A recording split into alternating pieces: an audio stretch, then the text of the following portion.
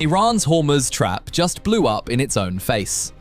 On May 7, 2026, Iranian forces threw everything they had, missiles, drones, and fast attack boat swarms, at 3 US Navy destroyers transiting the narrow, volatile waters of the Strait of Hormuz. The result? According to CENTCOM, not a single American asset was struck. But here is the part Iran did not plan for. The United States did not just defend its ships, it struck back. Not at patrol boats, not at frigates. At the launch sites, the command and control nodes, and the surveillance network that formed the backbone of Iran's entire Hormuz strategy. The same infrastructure Iran had spent decades positioning along its southern coast became America's target list in a single night. At first, this might look like just another naval clash in a region full of them. It was not. Iran had already created a special agency to vet, approve, and tax every vessel passing through the strait, treating Hormuz as Tehran's private toll road. That arrogance lasted until 3 destroyers called the Bluff. And the most devastating consequence of this engagement was not the missiles Iran lost, or the command architecture that went dark. It was the question nobody in Tehran wanted to answer, because the real victim of Iran's choke point strategy was never Washington. It was Asia. The night of May 7th, 3 grey silhouettes cutting through the narrow black waters of the Strait of Hormuz, one of the most dangerous maritime corridors on Earth, where the distance between Iranian coastal batteries and passing warships can be measured in minutes, not miles. USS Truxtun, DDG-103. USS Rafael Peralta, DDG-115. USS Mason, DDG-87. 3 Arleigh Burke-class guided missile destroyers, each one built around the Aegis combat system, a defense architecture designed to fight wars that come from every direction at once. Their phased array radars can track hundreds of contacts simultaneously, sorting missile from drone from fishing boat in fractions of a second. They were not sneaking through, they were transiting under the banner of Project Freedom, a mission CENTCOM had announced just days earlier, committing over 100 land and sea-based aircraft, unmanned platforms, and 15,000 service members to one objective: restore freedom of navigation through the Strait of Hormuz. And Iran decided to test that commitment. CBS News later reported, citing US officials, that what followed was a fiercer and more sustained attack than a previous barrage the destroyers had already survived. Missiles streaked in from coastal launch sites, drones filled the radar picture, and then the fast attack boats came, small, fast, maneuvering in swarms close enough that the engagement shifted from long-range missile defense to close-quarters naval combat. The Aegis system lit up, the brain of every destroyer, processing threats faster than any human crew could blink. Targets sorted, decisions made, weapons released.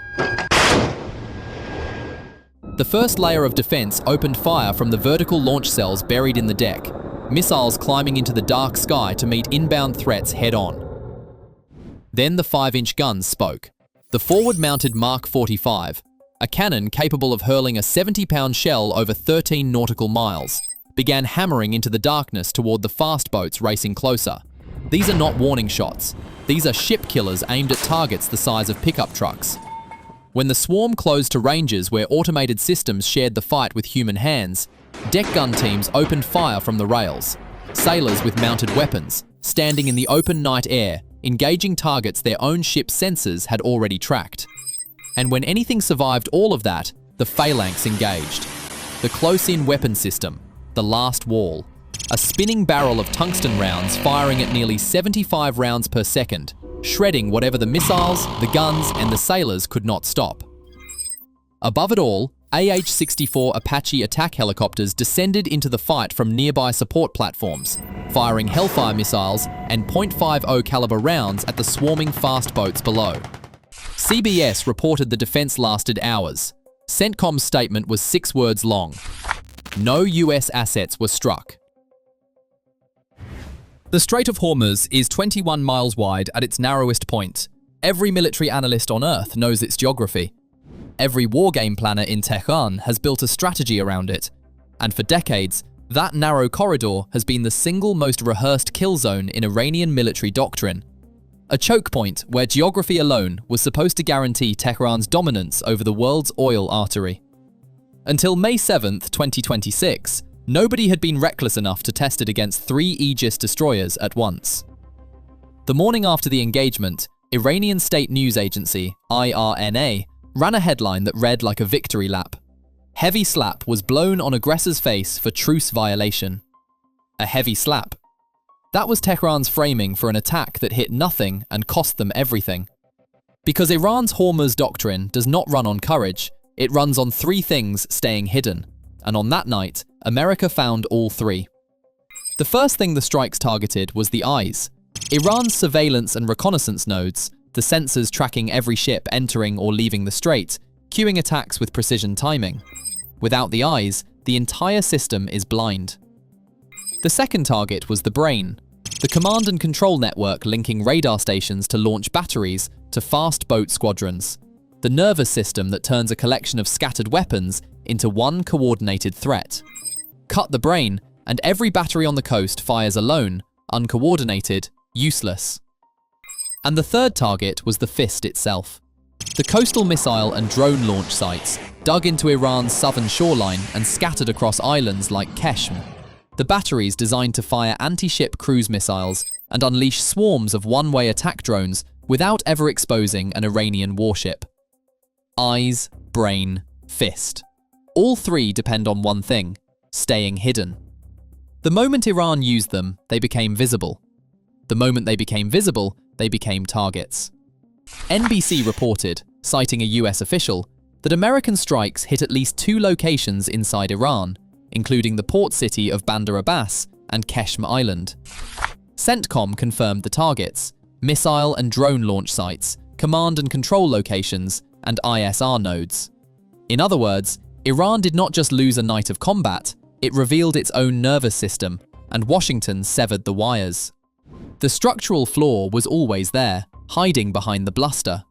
Iran's entire Hormuz strategy depends on those 3 pillars remaining invisible, dispersed, and untargeted. The moment Iranian forces used them against US warships, those pillars stopped being deterrence infrastructure and became a legitimate target list. The very act of firing was the act of exposure, and that is a trap you only get to spring once. Project Freedom had been operational for exactly 3 days when Iran launched its attack. 3 days. And in those 3 days, what the United States had quietly assembled around the Strait of Hormuz was something Iran had apparently not taken seriously enough. Guided missile destroyers with Aegis combat systems scanning every frequency. Over 100 combat aircraft, land-based and carrier-launched. Unmanned platforms operating in persistent surveillance orbits.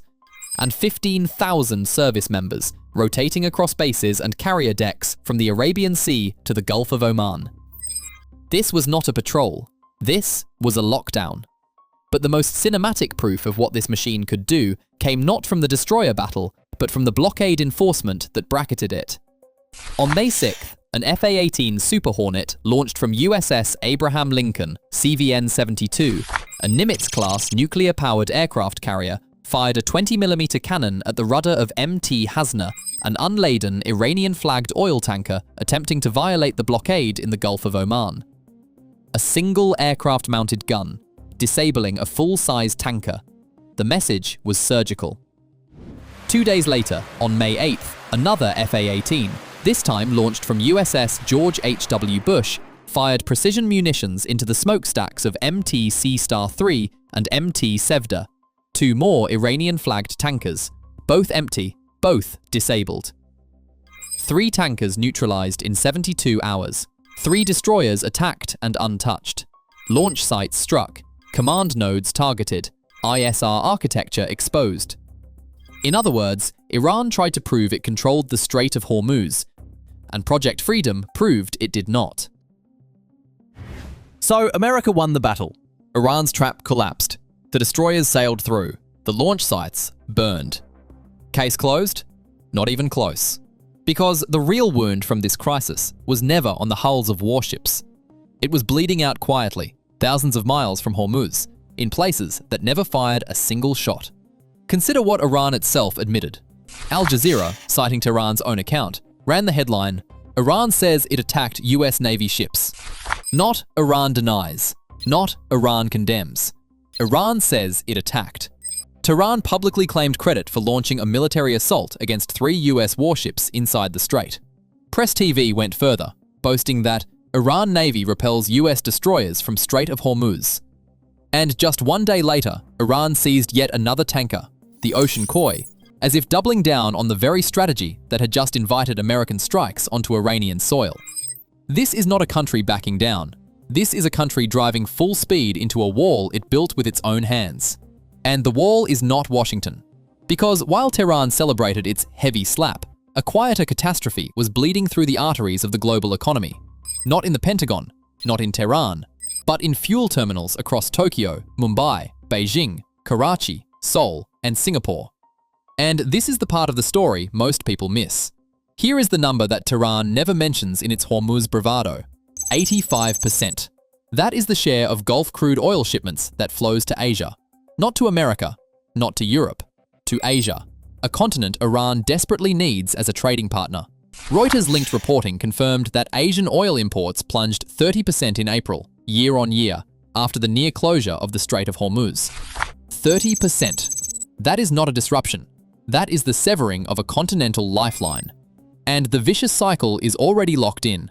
Iran weaponizes Hormuz to shipping lanes turn into minefields, to insurance premiums skyrocket, leads to tanker operators refuse the route, leads to Asian refineries scramble for alternatives, leads to fuel prices spike across the continent.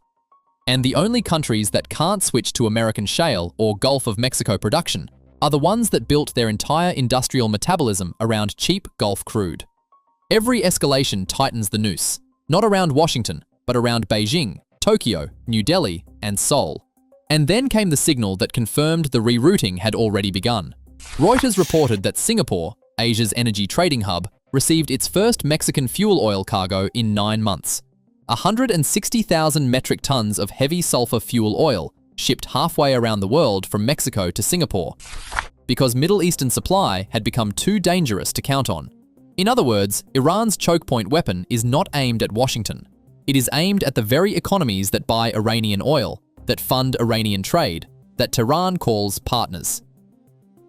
Meanwhile, 20,000 civilian seafarers remain stranded in the region, trapped aboard vessels that cannot safely transit, a number confirmed by the International Maritime Organization. The IMO's Secretary General, Arsenio Dominguez, said it plainly in April. The situation is not improving. Oil prices confirmed the damage. After the May 7th engagement, Brent crude surged past $100 a barrel. Every spike is a tax, not on America, but on the Asian economies least equipped to absorb it. The hostage is every Asian economy that wakes up each morning praying the tanker routes are still open. If Iran can fire on 3 US destroyers and lose every launch site that made the attack possible, then the Hormuz trap is no longer a weapon. It is a confession. A confession that Tehran's control over the strait was always a bluff, backed by infrastructure it could not afford to use. Iran set out to prove that no American warship could pass through Hormuz without Tehran's permission. Instead, 3 Arleigh Burke-class destroyers transited the strait, absorbed the full weight of Iran's missile, drone, and fast boat arsenal, emerged without a single confirmed hit, and the United States used the occasion to map and degrade the very command architecture that Iran spent decades building along its southern coast. The strait is open. The fleet is still there. And the only country that cannot afford this fight is not America. It is every Asian economy that depends on the oil Iran just made more expensive, more dangerous, and more uncertain to ship. So the question is no longer whether Iran controls Hormuz. It is whether Iran ever did. Was this always a bluff that was never meant to be called? Or did Tehran just hand Washington the excuse to dismantle the one card it had left? The next chapter is already being written, and we'll be here to cover every move. Until then, stay informed, stay sharp, and we'll see you in the next one.